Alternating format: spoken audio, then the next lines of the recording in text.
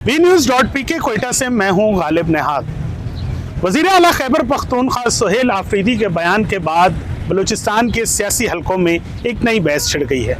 चंद रोज़ कबल तहरीक तहफ़्फ़ुज़ आईन पाकिस्तान की जानिब से ज़िला पशीन में एक जलसे का इनेकाद किया गया, जिसमें सुहेल आफरीदी ने वज़ीर आला बलूचिस्तान मीर सरफराज बुगटी पर तनकीद के नश्तर बरसाते हुए कहा कि वज़ीर आला बलूचिस्तान जाली मैंडेट लेके ऐवान तक पहुँचे हैं।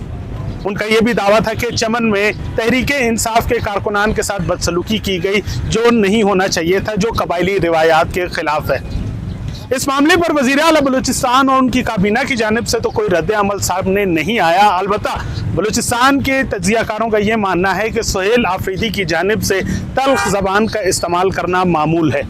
वो जिस भी इलाके जाते हैं वहाँ के वज़ीर आला के ख़िलाफ़ जो है वो शदीद सख्त ज़बान इस्तेमाल करते हैं और उनके मैंडेट की चोरी का इल्ज़ाम लगाते हैं। ना सिर्फ वज़ीर आला पे बल्कि वफाकी हुकूमत पर भी मैंडेट की चोरी का इल्ज़ाम लगाते हैं, जो मुनासिब बात नहीं।